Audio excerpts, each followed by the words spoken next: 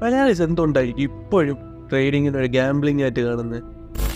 Actually എനിക്ക് തോന്നിയിട്ടുള്ള കാര്യം എന്താണെന്ന് വെച്ചാൽ ഈ വലിയ വലിയ ഇൻഫ്ലുവൻസേഴ്സ് തന്നെയാണ് റോങ് ഇൻഫർമേഷൻ കൊടുക്കുന്നത്. ലൈക്ക് ഈ ബിനോമോ പോലുള്ള ഒരുപാട് ആപ്സ്, ലൈക്ക് ഇന്നലെ ഞാൻ കണ്ടു ഒരു പരസ്യം, നിങ്ങൾക്ക് ട്രേഡ് ചെയ്ത് പൈസ ഉണ്ടാക്കാം. ലൈക്ക് അതൊരു ട്രേഡിങ് അല്ല ബിനോമിയിൽ നടക്കുന്നത്, എന്നിട്ടൊന്ന് ട്രേഡ് ചെയ്ത് പൈസ ഉണ്ടാക്കാമെന്ന് പറയുന്നത്. സോ റോങ് ഇൻഫർമേഷൻ കൊടുക്കുന്നത് തന്നെയാണ് ആദ്യത്തെ ഒരു പ്രശ്നമെന്ന് എനിക്ക് തോന്നിയിട്ടുണ്ട്. രണ്ടാമത്തെ കാര്യം എന്ന് പറഞ്ഞാൽ ഇൻസ്റ്റാഗ്രാമിൽ യൂട്യൂബിലായാൽ പോലും നമ്മൾ ഈ ട്രേഡിങ്ങിൻ്റെ ഒരുപാട് വീഡിയോസ് കാണുമ്പോൾ ഭയങ്കര ലക്ഷറിയാണ് കാര്യങ്ങൾ.